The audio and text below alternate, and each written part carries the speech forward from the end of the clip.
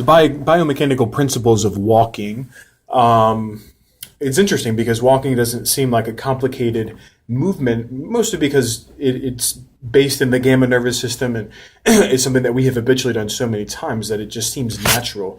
Doesn't require a whole lot of thought. But when you look at the principles, you get two views of walking. One which really suggests that it's again a natural movement, but that is still subject to the workings of biomechanical and physical principles like work, energy, power, torque, kinetics, and kinematics, some of which, like torque, work, and energy, are far more important in the discussion of walking.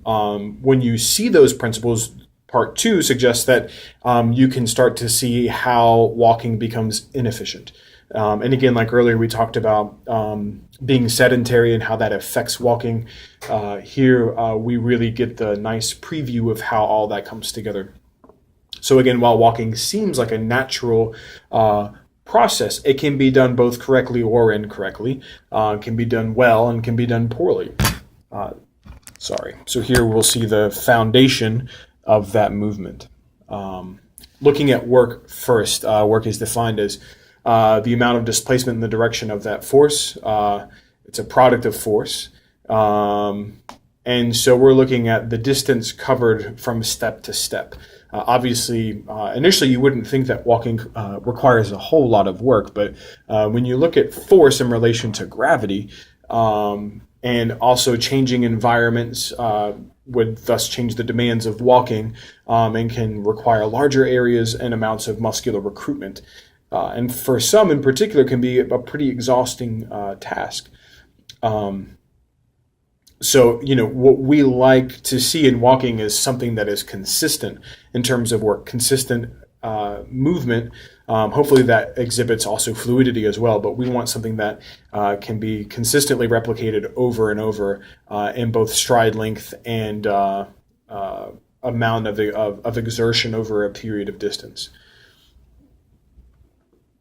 The capacity to do work is referred to as energy. Mass and velocity determine energy, and of course velocity is not a big discussion in walking because if walking increases velocity, it is then referred to as running. So we don't really want to look at that, but we do want to look at the contribution of mass. And as individuals change their mass into the heavier realms, it can seriously impact the ability to walk properly. So that's something that in looking at how we make walking better, how much mass is being carried around is certainly part of that discussion. And obviously affects energy. Torque to me is very, very big element of walking, mostly because as we create compression through the feet, the joints from the ankles up really have to support the weight of the body into the earth or into the ground or whatever by creating rotational torque. These movements are minute, but they do have a tremendous impact on walking. And as we'll see in the video that I put together for this project, torque can become excessive, and excessive torque leads to, obviously, in particular joints such as the knee, it can really affect how the body stays healthy in movement.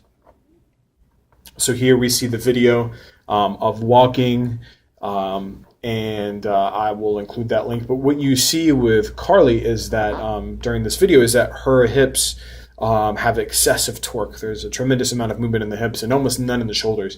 And you really have to look at that and wonder what the impact on the spine is, where the lower portion of the spine around the sacrum and lumbars is really overactive and the portions up near the shoulders are really underactive, and how to begin to address those biomechanical differences to create a more fluid and easy walk, as well as preventing potential injury down the road.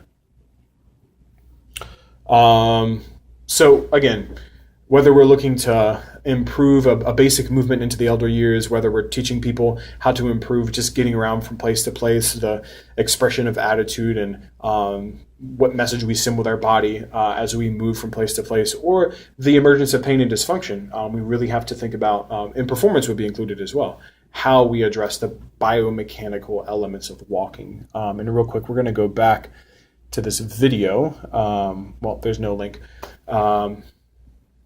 Well, maybe there is. Let's see.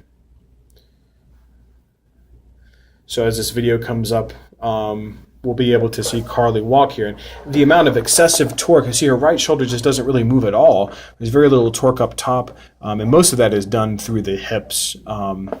As we watch that again, the hips not really stable enough to move that requirement up to the shoulder. So that's something that I would like to see improve with her, as well as her stride length. Her stride length seems to not fit her body very well. It seems to be a little short. A longer stride would help with the sagittal movement of those hips.